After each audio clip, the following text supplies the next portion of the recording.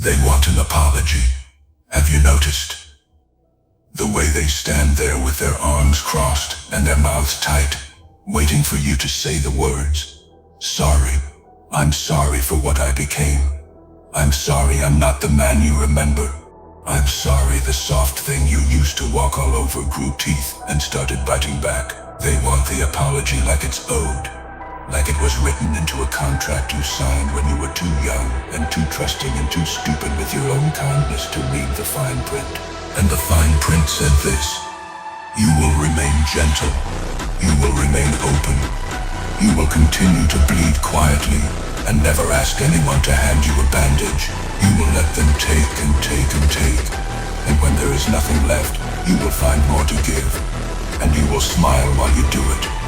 That was the deal. That was the man they built their comfort around. And when that man stopped showing up, when something harder and colder walked through the door wearing his face with none of his softness, they panicked. Not because they lost something they loved, because they lost something they used. Why should I apologize for the monster I became? They never did. Not once. Not a whisper. Not a single syllable of accountability from the mouths that taught me what cruelty sounds like when it wears the voice of someone who was supposed to love you. They walked through my life like it was a house they were renting, knocked holes in every wall, broke what they felt like breaking, and left without cleaning up the glass. And now they stand in the doorway of what I've become and say I've changed, like I'm the one who needs to explain something. I don't explain anymore. Explaining is what the old version did. The one who thought that if he could just make them understand, just find the right combination of words, the right tone, the right amount of vulnerability served on a clean plate, that they'd finally see him, finally hear him, finally stop. He explained himself hoarse, explained himself empty, explained himself into a corner so small he forgot what it felt like to stand at full height. And they listened the way people listen to rain. Background noise. Something happening outside that doesn't require a response. So I stopped. And the silence that followed was the first honest thing I ever gave them. You want to know how a monster is made? I'll tell you. It's not a single moment. That's the lie they sell in stories so the audience has something clean to point at. In real life, monsters are made the way rust is made. Slowly, exposed to the same corrosive thing, day after day after day, until the original surface is unrecognizable. You don't notice rust forming. You just look up one morning and the thing that used to shine is something else entirely. Something rougher, something that stains your hands when you touch it. They were the rain. Every lie was moisture. Every betrayal was salt. Every time they took my loyalty and snapped it like a wishbone and kept the bigger half for themselves. That was another day of exposure. And I stood in it, unprotected, because I thought that's what strong men do. Stand in the rain, take it, endure. Don't flinch, don't leave. Don't you dare leave, because leaving means you're weak, and you'd rather corrode standing up than survive on your knees. So I corroded. And what's underneath corrosion isn't pretty, it isn't soft, it's raw metal that's been stripped of everything decorative, everything pleasant, everything people like to look at. But it's still standing, uglier than before, harder than before, and no longer interested in being admired. That's the monster, not some creature from the dark. Just a man who ran out of reasons to be gentle with a world that was never gentle with him. And they want me to apologize for that. The same people who watched me drown and told me the water wasn't that deep. The same people who handed me a lit match and called it love.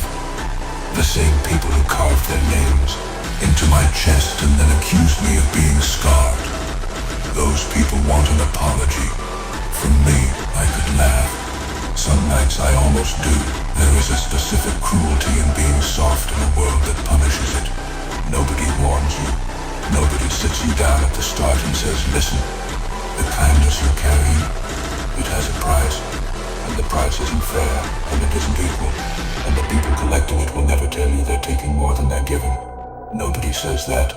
You figure it out the way you figure out fire by burning. I burned for years, kept my hands open when they should have been fists, kept my door open when the locks were right there, ready, kept my heart open like some kind of public highway, and every person who drove through left tire marks on something I can never resurface. That was my fault, they'll say.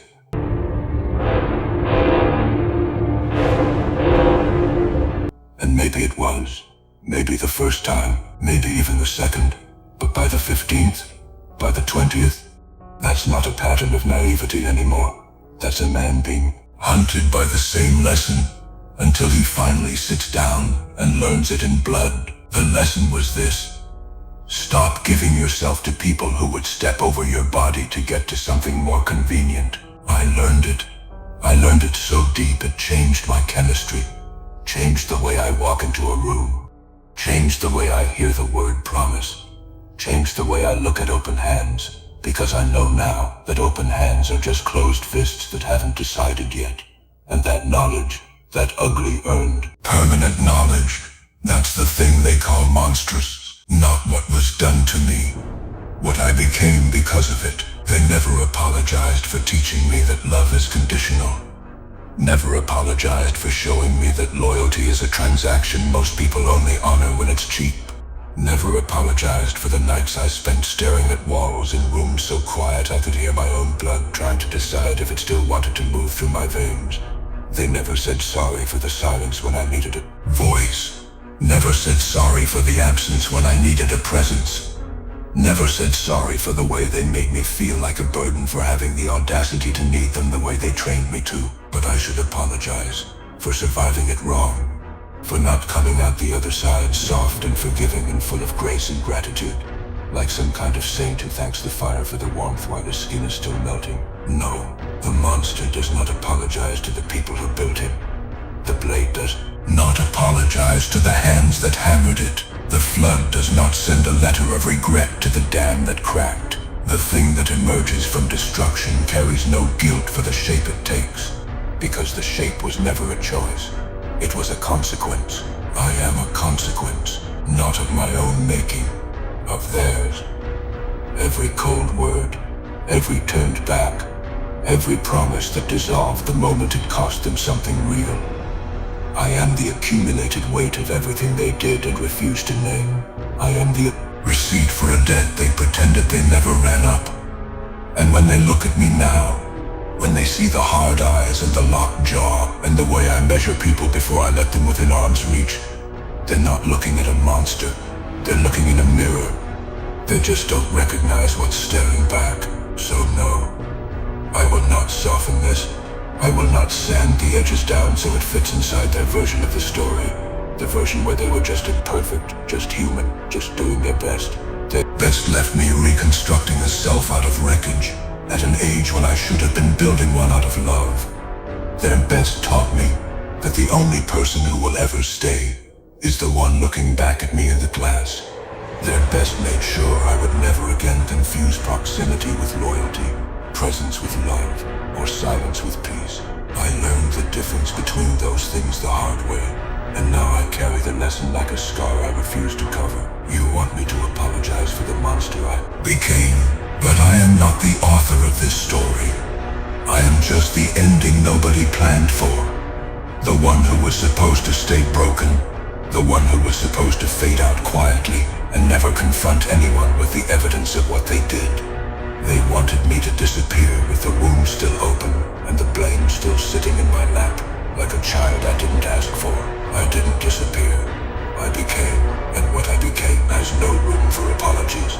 Not for them, not for the world that watched, not for the God who let it happen so I could become something with enough iron in its spine to stand in rooms that used to flatten me.